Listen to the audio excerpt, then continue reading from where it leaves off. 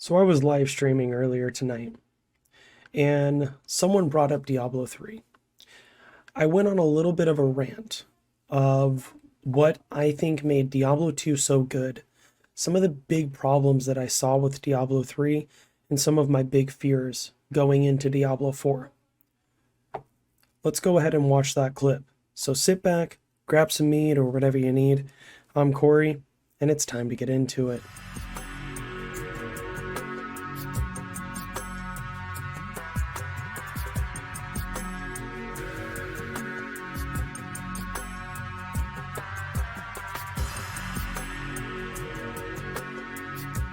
And bam. All right.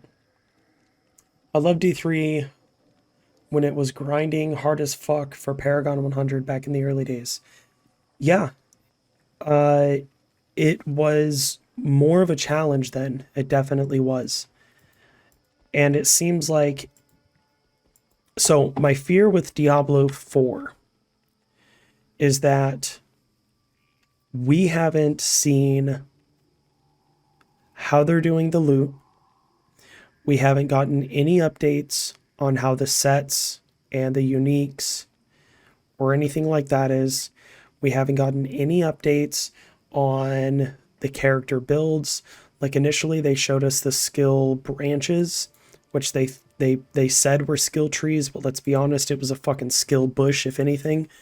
Like you could look at what they were showing us and tell that it wasn't even it was like so Diablo 2, as you know, you invest, up to 20 points into a skill to maximize it. The last time they showed us anything like that, anything remotely close to this in Diablo 4, the most investment they had into a single thing was 3 points, if I remember correctly.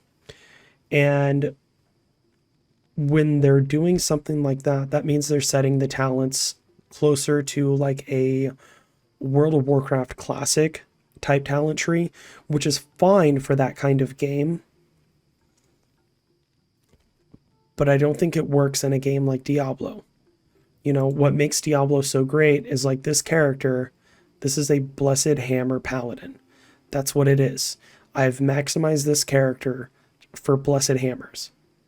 I'm not going to be able to go out and do Holy Bolt. I'm not going to be able to just put on a set of items and all of a sudden my Holy Bolt is going to do more damage than my hammers. That's not how Diablo 2 works. That's not how Diablo should work. Diablo 3, it was very, very set item based. Not initially, but what it evolved into. What they did have that I didn't like when it first released is when you look at the abilities in Diablo 3, there's no damage numbers. Like Firebolt, Ice Ball, Arcane Surge. I don't know if those are spells or not. I don't remember, but there's not numbers to tell you which one does more or less damage. Which kind of made it feel like all the damage was pretty much equalized and you chose the skills based on what you wanted to play as. Now, as time went on, they started to bring set items in that would give you, 1,000% more damage, thousands of percent more damage. I think now you can get side items that give you like 5 to 10,000% more damage on specific skills, which is just, it's such a preposterous number and such an insane damage increasement from just putting on a couple pieces of gear that it's nonsense. Like the thing that I love so much about this is my gear helps, but before this ladder went live, before ladder season 1 went live, I did a video. Where I went out and I did Eldritch and Shank with no gear on. My character was completely naked to show that as a Hammerden, even with absolutely no gear, and any caster character is capable of doing this as long as you go to the right spot. Like obviously you can't bring a cold source out here and do this because these monsters are always immune to cold. However, you could bring out a lightning source, you could bring out a Trapsin, you could bring out a Javazon with just a weapon, and it would do completely not fine, but capable of doing it. Uh, Diablo 3, if you don't have the gear, you're pretty much slapping things with wet noodles.